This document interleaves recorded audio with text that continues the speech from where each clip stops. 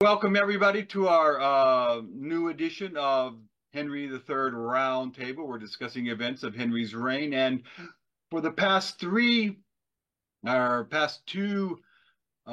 meetings, we've been discussing the King's Men and the Queen's Men, which basically is about the foreign relatives that Henry brought to England, both on his side and his wife's side, Eleanor Provence, and they are collectively known as Savoyards and Lusignans, even though, as we have pointed out, they are not just relatives, but they are retainers and family members of these family who have also come to England. Um, so Henry established them there. It's often thought that because of he was just a warm-hearted guy who wanted to always help family, but this is mostly nonsense. He had policy in mind, namely the security of Gascony with his Lusignan half brothers and with the Savoyard relatives of his wife. He was interested in creating some kind of alliance against France in order to get the more or less the lands that his father King John lost back in 1204. So we've been discussing them. We've taken them all the way through their arrival in England, up through the end of the Montfortian Wars, Evesham and all that. So now there can be no question about their legitimacy in England because Simon de Montfort is dead. His whole out with the alien, down with the alien policy is dead with it. And these foreign courtiers are more or less established now in England, and they have proved their worth by being loyal to Henry and Edward. So now we're just going to take a quick look at what happened to these, just a few of them, like what their fate was like in England afterwards. So I'm going to talk about actually the De Montforts, who are not among them, but they do have an interesting history following the death of Simon. I think people will find more. And they are aliens. Yeah, and they are alien, and also they are wedded to this chapter of Henry's reign, one way or the other. So anyway, how about John? You want to take us a little bit through what some of the Savoyard courtiers, how they ended up in England after the end of Henry's reign and beyond into Edward's? You've almost got a sort of a passing on of the baton, so to speak. You have a little bit of continuity, of course. The Comital families is now mostly elsewhere. Peter of Savoy is the Count of Savoy after Evesham. He isn't going to live long. He passes away in 1268, having brought in a lot of reforms that were related to his time in England. Boniface, Archbishop, he passes away pretty much about the same time, as does Aigueblanche. So you have a lot of them just passing away at this point. And then, of course, you've got a whole number of younger guys that were brought in by Peter of Savoy that, in a sense, are going to pick up the next part of the story. The people like Otto de Granson. You also have a bit of continuity in somebody like Pierre de Chambon, who was a steward for Henry and will continue to serve the crown well into Edward's reign. But there is almost a bit of a feeling of changing of the guard, and it's notable that the going forward, there is going to be less input, shall we say, from the Comital family than there was in Henry's reign. The difference probably is the most involved is a guy we maybe talk about a little later is Amadei, who is one of the two boys that is the sons of Thomas II of Savoy, who in a sense there is talk of him being Peter usurped the comital throne, so to speak. But these two boys, in a sense, are given positions at court in England for Edward. You see a lot of they're joining the household knights of Edward, so they're almost then becoming again, as Peter always intended, as sort of a coterie around Edward in terms of a support. So Amadei is amongst those, as is Louis, his brother. Let me Um, Can I ask because Henry often gets a lot of criticism from historians about the fact that he has these groups, these men from Savoy around and Provence around him. But we see that this legacy is carried over into Edward's reign, but it's almost never mentioned with regard to Edward. Do you see a reason for that? Yeah, there are two reasons really. I think if probably the first reason is that Edward learns from his father's reign. He learns from the difficulty, and so they're generally rewarded with jobs, and they're rewarded with influence and rewarded with money, but not necessarily with land. Okay. So there is a difference in that regard, and also I think as you said right at the beginning, perhaps Darren, that the position the Montforts have gone, the position of the Savoyard in England then is more secure, and it doesn't seem to attract the same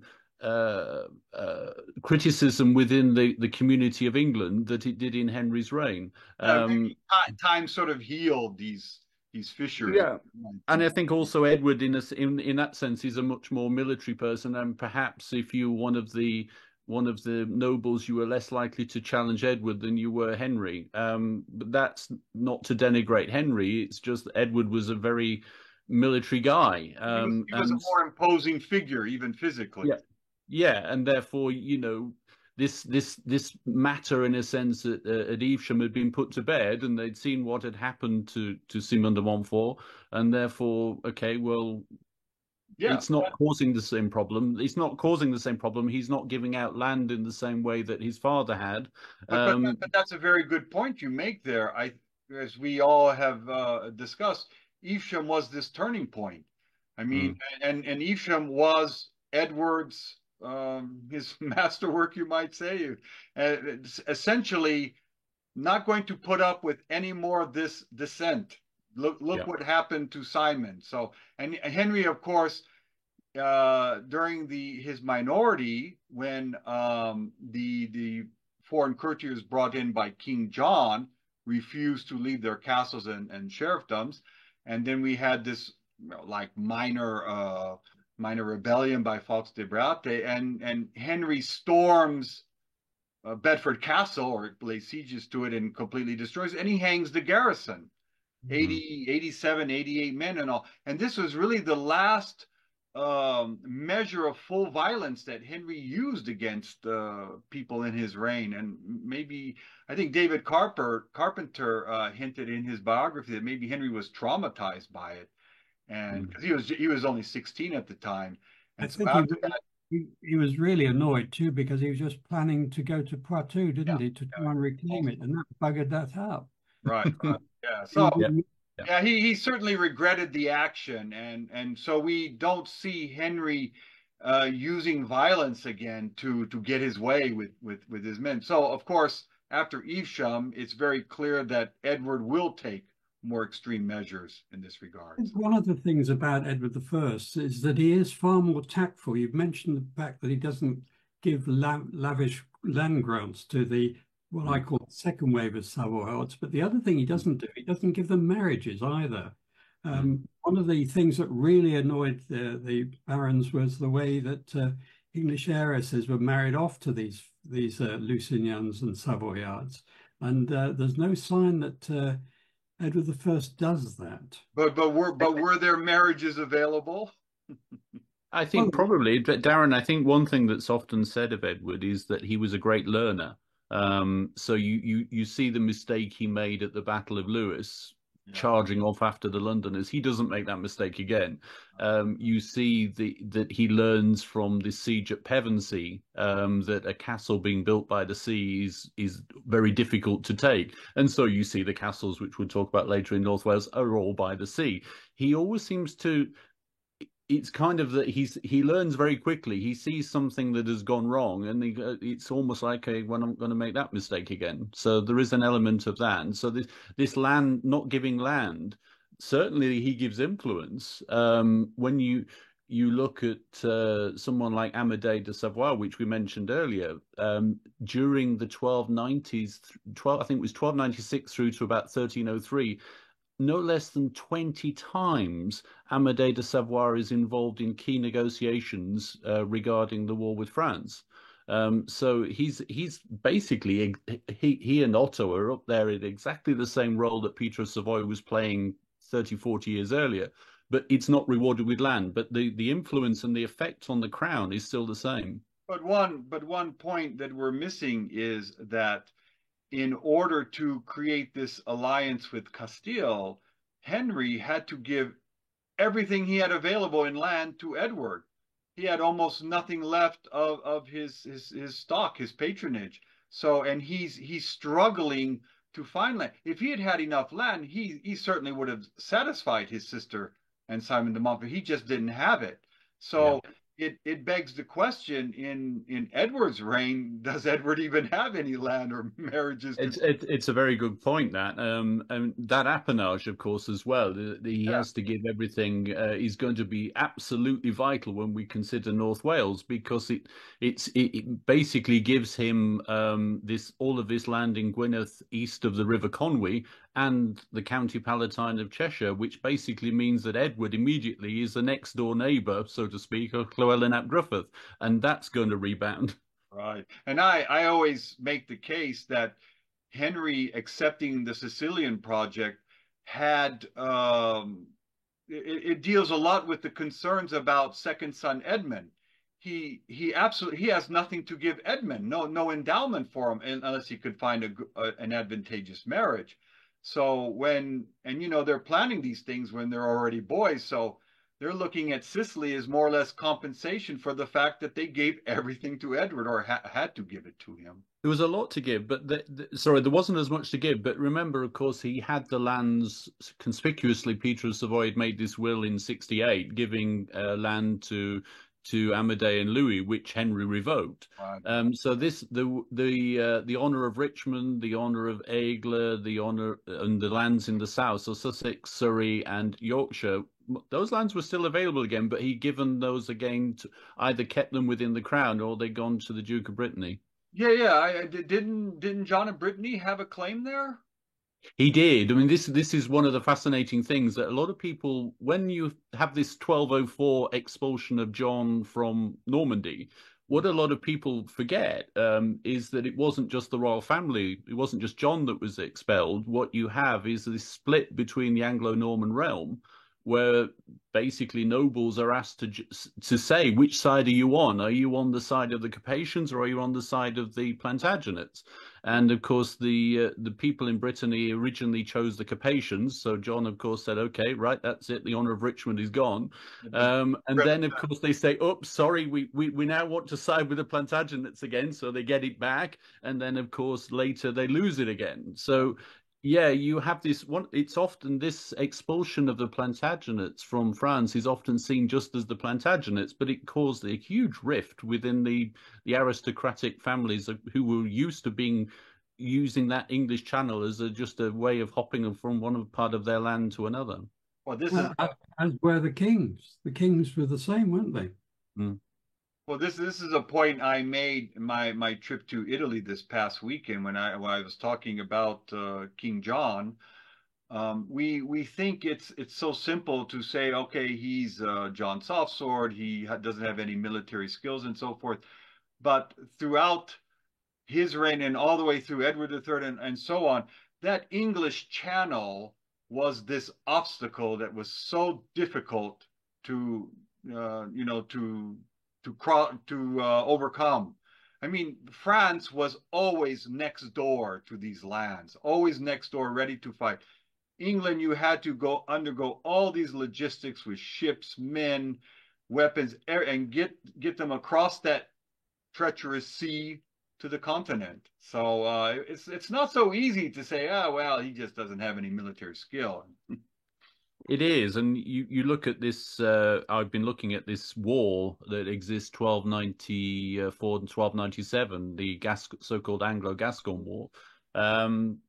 Basically, nothing happens. There's not much fighting because they can't get soldiers across the Channel.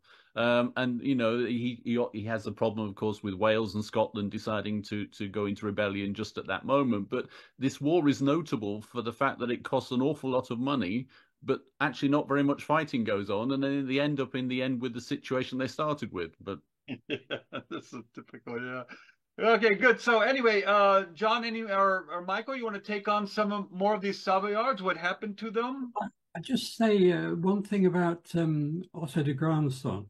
He is a major figure throughout the whole of the reign of Edward I, including going off to Acre in this last gasp of trying to save the crusading lands there.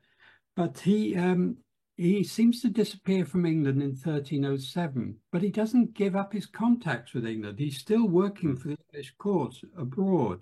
He doesn't seem to have come back again, but he's a long-term player. He lives till nearly 80, John? It's, well, reputedly 90, which, given what he was doing in his life, is quite remarkable. And he's still active in his last, he's still active in his last years too. Yeah, absolutely. This story of Grandson and Edward is almost, I've told it in some times, is almost like a bromance, because these two are together almost the same age. They're almost born at the same time. Again, we can't be certain of Otto de Grandson's date of birth, but we think it's about the same as Edward. They're brought up together at court.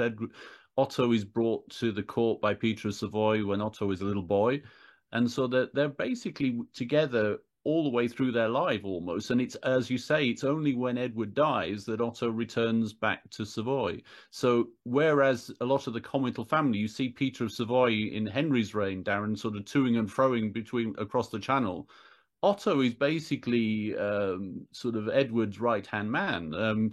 There is a telling piece at one point that Otto basically Edward says, okay, well, I'll get you to go and negotiate this treaty, whatever it is, because you will do exactly as what I would do as if I was there, which is an incredible amount of trust from a king. Yeah. Yes, and of course, in that particular quotation, he's linked to Robert Bernal too, isn't he?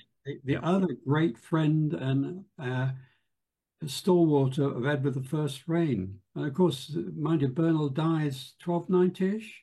90, 91. But that's a good point. He leaves Otto as the main friend and long-time friend. And of course, the thing he has, and it does show through Edward's reign, those who went on crusade with him are sort of a gang that he comes back to again and again. It's like a band of brothers, isn't it? It really is that Shakespearean idea. I think in David Carpenter's first or second volume of the Henry III biography, he mentions a point where Henry basically empowers John Manville to speak for him, and David is quite critical of that fact. But we can see, these kings can't do everything, and they are not there. So you have to have this level of trust that you put in these men to act for you. Key management ability is the ability to delegate, yeah? Sure. Deputize them. Yeah. The other man we haven't mentioned much is Otto's cousin, Peter de Chavannes. Is that how you pronounce it? I'm never quite sure. He's the cousin of Otto. He has a lovely castle not far from Grandson, and he's in England well before the Barons' War, and he becomes he's at Northampton in the run-up to the war, and afterwards he stayed with Henry in his last few months of his life. He doesn't go on crusade.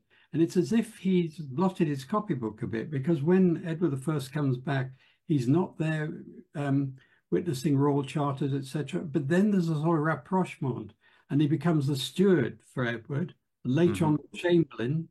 He fights in the Second Welsh War. He goes to Scotland. He's given lands in Scotland. We don't know where, but he dies about 1303. So he has a constant role there. And another one of his roles, I think, is he introduced this second wave of, he and Otto between them produced this second wave of Savoyards into England. Maybe from the Pays de Vaux, but not all of them. And some of them are very significant in the North Wales context. There's they are. William de Sisson, who comes from a family that owned a third of a big island, and I never know how to pronounce it. Iboya? Off the coast in the Latin Empire of Jerusalem, of Constantinople.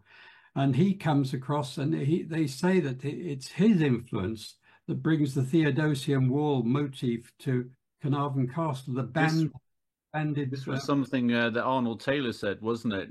Which he'd noticed, and as a lot of things with Arnold, Michael, this was the historian of the Welsh castles.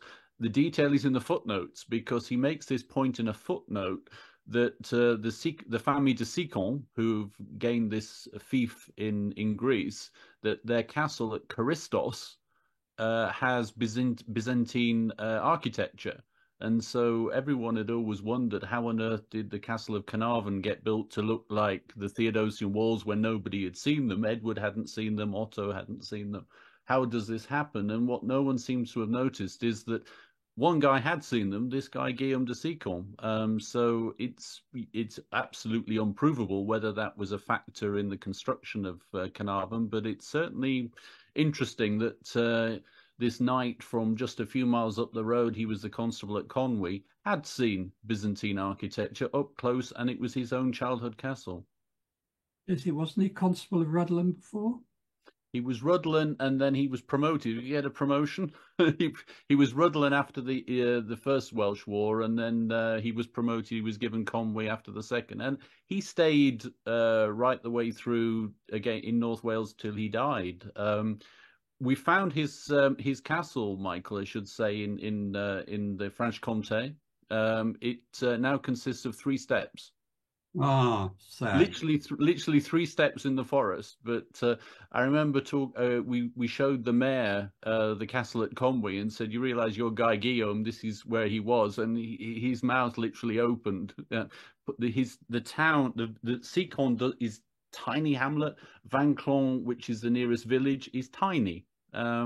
That's one thing that's quite remarkable about all of these Savoyards, is that often the places they come from are so really, really small, considering the role that they play in English affairs.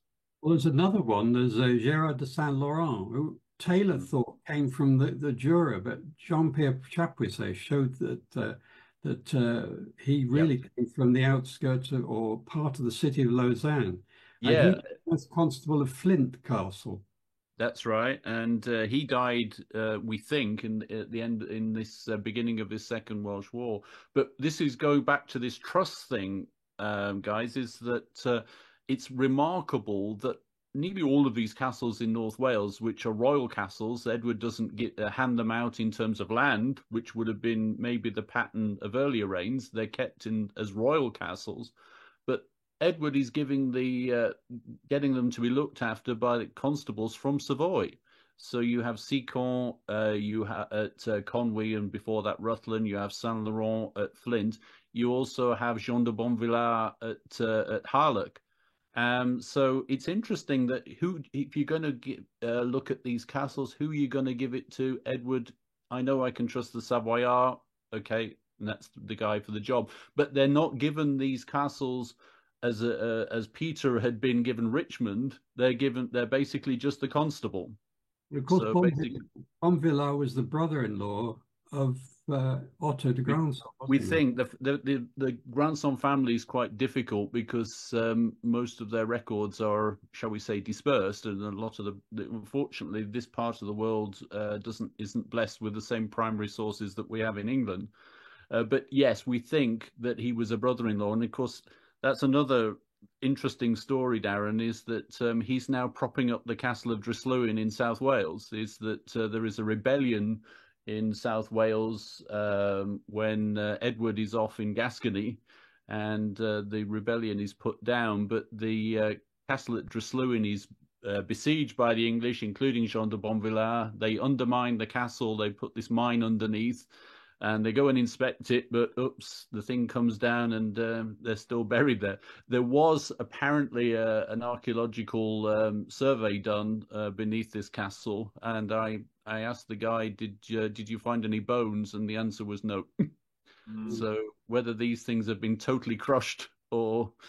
Mind you, in the settlement of North Wales, it was this chain of coastal castles that Edward held on to like nobody's business, including adapting the Welsh castle of Criccieth into this system.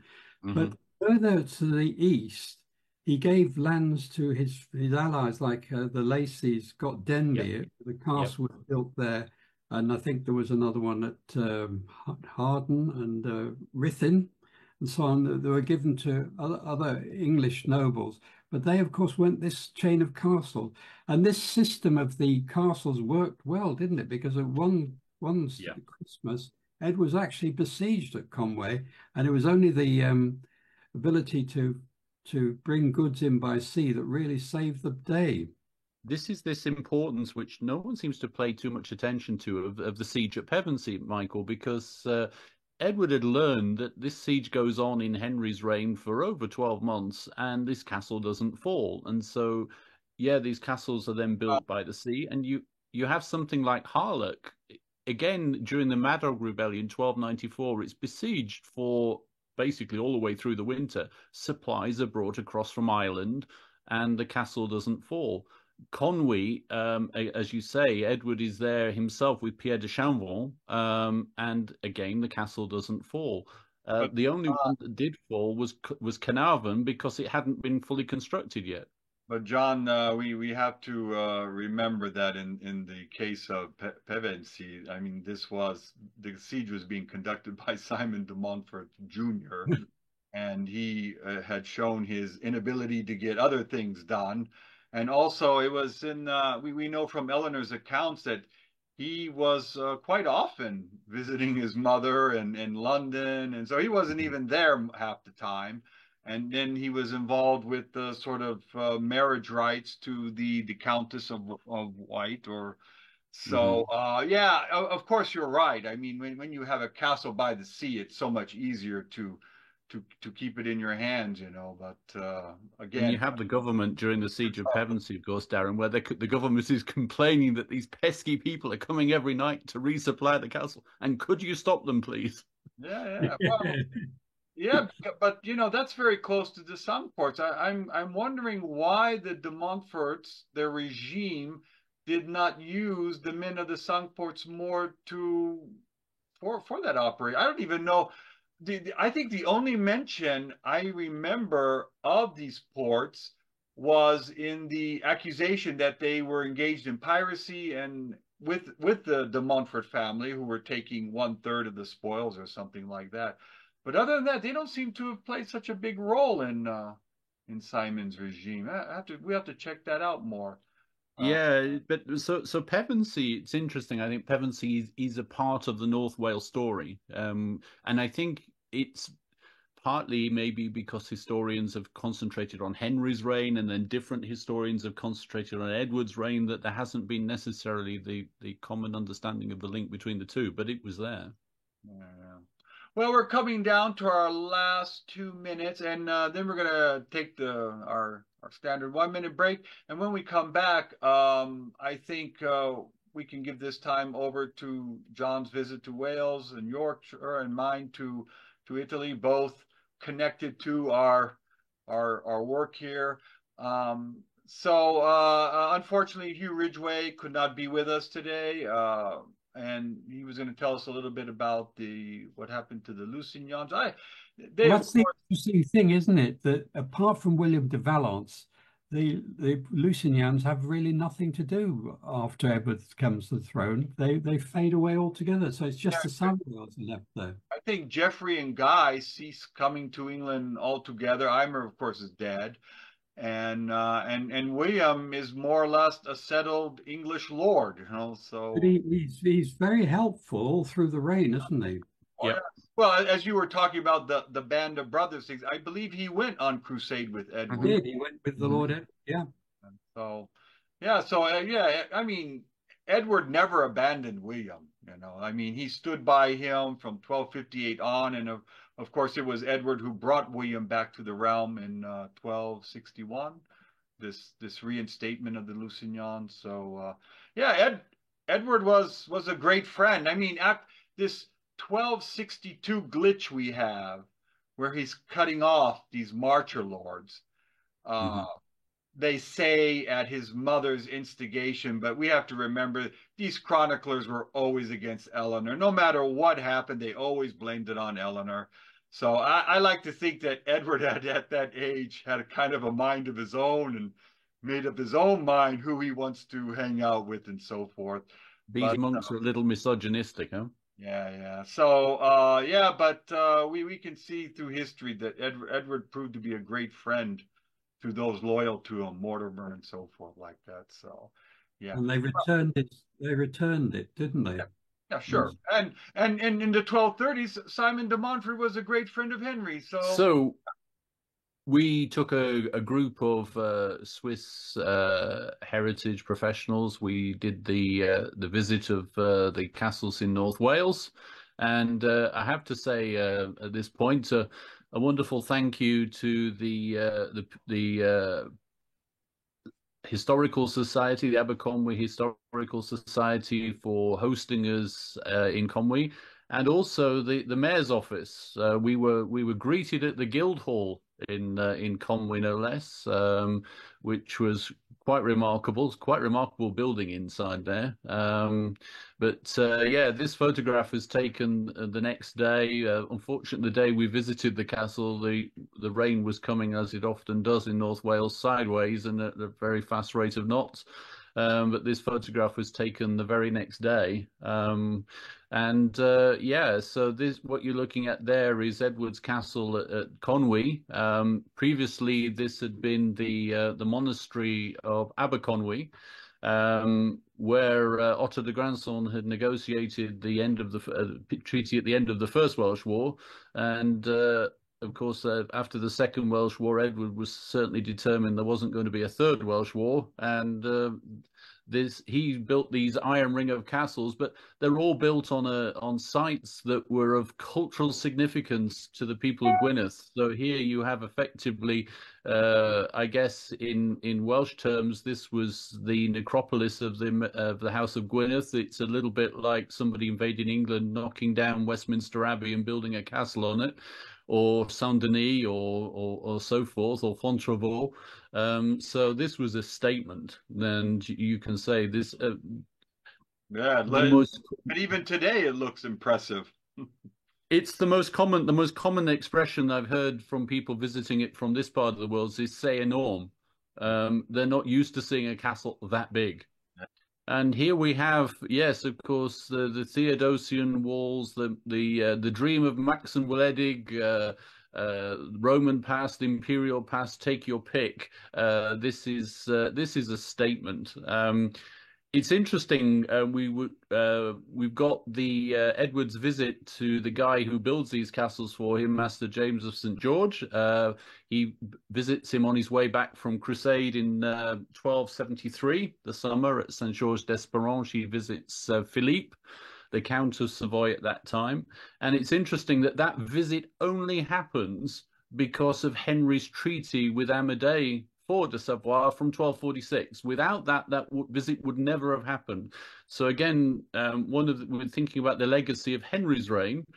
Law of unintended consequences. I'm sure that he never imagined that treaty would lead to that. But without that meeting, these castles don't exist. So that's a legacy of Henry's reign. Well, I don't want to say Henry was far-sighted, but I think he had such piety and faith that he believed that everything would turn out well in the end. Like whatever he did would come to fruition later. So, but again, of course, it's unintended consequences, Darren, isn't it? But it's certainly there. Without Henry, this treaty of 1246 is very often criticised in English circles. What did Henry get for this?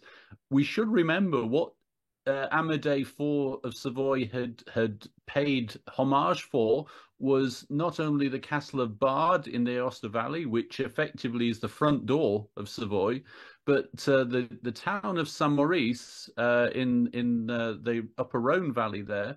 Saint Maurice was the patron saint of Savoy, or would become the patron saint of Savoy. So these were culturally enormously significant things that Henry was being enfeoffed to. So. Yeah, this castle, of course, these walls, are they the walls of Constantinople? Are they Roman walls? Are they this dream of Maxen Wledig? I think the answer really is all of the above. but this is a statement. This is not as much a military castle. What you saw at Conwy was a straightforward military castle, but what you're seeing here is a palace castle. This is to effectively cow the local population into not having a third Welsh war. Oh, and here we have, she will be the mayor next year of Conwy, greeting us in the Guildhall. Wonderful, wonderful wallpaper they have there. So the chap on the right there is the chairman of the Aberconwy Historical Society, or president. And we're getting there the mayoral greeting, which I think, given the fact that this town, in effect, was founded by the Savoyards, that they built this castle, and she's also, or will be when she's the mayor. She was the deputy mayor. When she's mayor next year, she will be constable of Conwy Castle. So she will be effectively filling the footsteps of Guillaume de Sicon. So you know, it's nice to establish. It was wonderful to establish that link between way back in 1282 and right here into 2024. And this lady is Catherine Williams. She's from the Aberconwy Historical Society. So we made a presentation to these people from Switzerland the night before these visits, just to bring them up to speed with English and Welsh history, because otherwise these castles are just a big pile of stones. And yeah, it's a presentation of my two books, Welsh Castle Builders and Peter of Savoy. Now, this was impressive for me, especially because this is the first visit I've ever made to Harlech where it hasn't rained. In a week where the rain came every day and horizontal, it was quite remarkable that the one day that it didn't rain was the day we went to Harlech. This is quite a remarkable. Could you tell everyone where it is located? So Harlech is on the coast of Meirionydd. It's on the west coast, the extreme coast of North Wales. This castle is quite a remarkable piece of architecture, because effectively what you're looking at here is a Savoy castle, a square Savoy castle, but what has been added to it is a gatehouse that we first see at Tonbridge in the Famille de Clare, and then at Caerphilly, and then we now see at Harlech. And generally speaking, the weakest point of any castle is the hole you put in the wall to make you allowed to gain entrance to the castle. And what they've done here, rather cleverly, is basically turn the weakest point of the castle into the strongest by putting the donjon, the keep, directly over the gateway.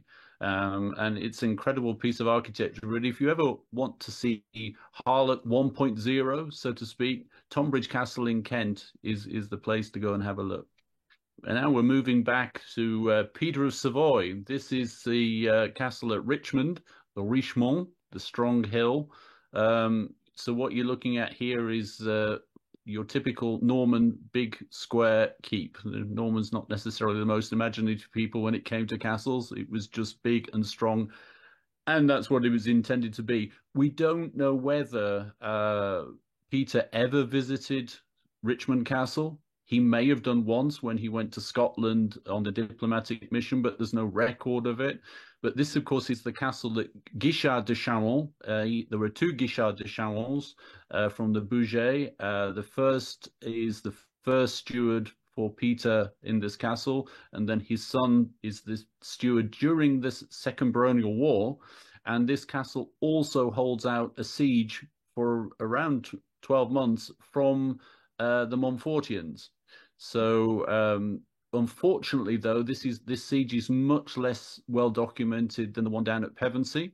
Well, and you know, the interesting thing about that area there was that Gilbert Dumfreville, he was Simon's ward, and basically he grew up in the de Montfort household since he was an infant when his father died, and he seems to have supported Simon, but doesn't really have took much action of doing anything. And right after the war ended, he got an immediate pardon from Henry. And that's interesting. Interesting also that Simon in the 1240s, early 1250s, was actually swapping baronies so that he could establish a foothold in the north. I always like to think he was building his own little empire to stretch from Scotland all the way down to Castile or to Aragon in the south, because he held Bigorre County there in Gascony. You have to just think about Guichard de Charon very quickly. Yeah. He's asked by the Montfortian government to give up the castle. He refuses. They ask him again. He refuses. Ivel is sent up from York to besiege the castle, and we don't then hear what happens until we next hear of Ivel at Scarborough Castle, having given up Scarborough Castle after the Battle of Evesham. But what sort of cojones, so to speak, does it take to hold a castle all the way up in North Yorkshire without any hope of relief, except that the Montfortian government falls? Yeah. And that you're well into use a North American expression, Darren. You're well into Indian territory at that point. This is the 1246 treaty. Yeah. Ah, so this is what you're looking at. Wasn't this negotiated by Peter d'Agen-Blanche or no? Yeah, there was Egg Blanche on the English side, and there was a guy, name escapes me immediately, on the Savoyard side for Amadei, and basically this is he gets a pension for enfiefing Avigliana, the castle in the Valley of Susa. He enfiefs the palace of Susa, the castle at Bard, and the town of Saint Maurice to the King of England, to Henry. And I think what you need to look at here, as much as anything else, which a lot of people kind of forget, is that all of these places, in terms of Saint Maurice, in terms of Bard, are on the Via Francigena. They're on the pilgrimage route from England to Rome. And I think in our secular age, we forget that there was a certain amount of importance to that. If we doubt that, the town of Pontarlier and the castle of Joux are later enfiefed by the Count of Burgundy to Edward. And so you then have a string all the way from Pontarlier all the way through to Bard of places that are being enfiefed to the kings of England. And the only link between them is the Via Francigena. Can I ask, what was the purpose of your trip? Was it just for pleasure, or you have some research? It was both, really. The trip taking the Swiss up to North Wales had been planned for quite some time. But you never waste a trip to the UK. So it was the trip up to North Yorkshire was a trip to go see Peter of Savoy's castle. Actually, I have to say that the last time I tried to make that trip, we couldn't get to Richmond because of the heat wave, and this time they weren't letting anybody into the castle because of high winds. So that's now makes two trips I've made to Richmond without actually getting into the castle. Yeah, are you from Yorkshire originally? Oh, goodness gracious, Michael. Lancashire. Oh, I'm from the other side. In fact, yeah. So the city of Lancaster itself, with this enormous Norman castle plonked right in the middle. No, I completely sympathize, because if somebody asks me, "Aren't you from North Carolina?" I say, I'm from South Carolina. What are you talking about?" This is the enemy, isn't it? So this was a sort of medieval festival that was being presented, and it was their first time doing it, and it's basically called Fericellae Hospitalis. It marks 800 years since the founding of the hospital by Guala Bichieri. He was the cardinal protector of Henry III during the early days of his minority. And Henry rewarded him with the revenues, or the whole church actually, of St. Andrew's in Chesterton. So with that money, Guala built the hospital, also the Basilica in Fericellae. So I will show you here how that looks. What's very interesting about it is you can see all of these Romanesque elements on the outside there, the doorways, the rounded arches. And then when you get inside the basilica, you see all these more or less Gothic elements. You see these more pointed arches, the vaulted ceilings up there. And what I found, the big difference, for example, just in England, you could still see the paintwork up there on the ceiling. Because as you know, Italy's is a Catholic nation, so they didn't undergo a Protestant Reformation as in England. And I always remember walking into these grand cathedrals of England, You know, they look so magnificent on the outside. Then you get on the inside, and it's like walking into a cave. It's just so barren. You know, just you're just surrounded by stone. You know, all the visual element had been destroyed by the Tudors. So.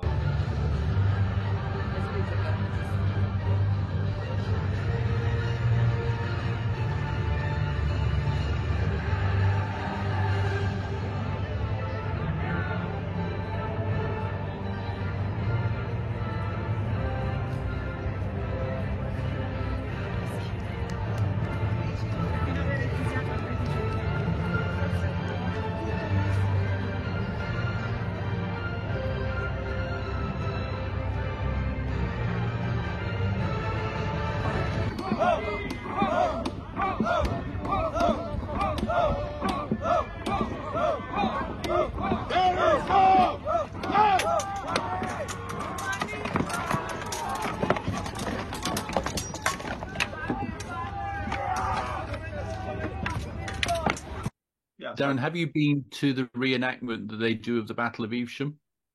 I haven't, but I'm organizing it now that the next year will be the 760th anniversary of it. I'm actually writing a book. The tentative title is The Confessions of Lord Edward. And I'm having Edward talk first person, describing the events between Lewis and Evesham. As he would be imprisoned at that time, and then he's more, let's say, writing it down or speaking to the Lord or whatever, but he's more or less reflecting, because John, as you mentioned, Edward was a great learner, so he would have spent that time learning from all his mistakes, how he's going to reclaim the kingdom and so forth. And there's a lot of great detail between Lewis and Evesham that just never makes it out there. So I want to present that to people, but in a kind of popular form, shall we say. Have you ever read that book about King John, which I think is written by a man called Goldman? And it's really meant to be Gerald of Wales talking about it. And it's called I Something.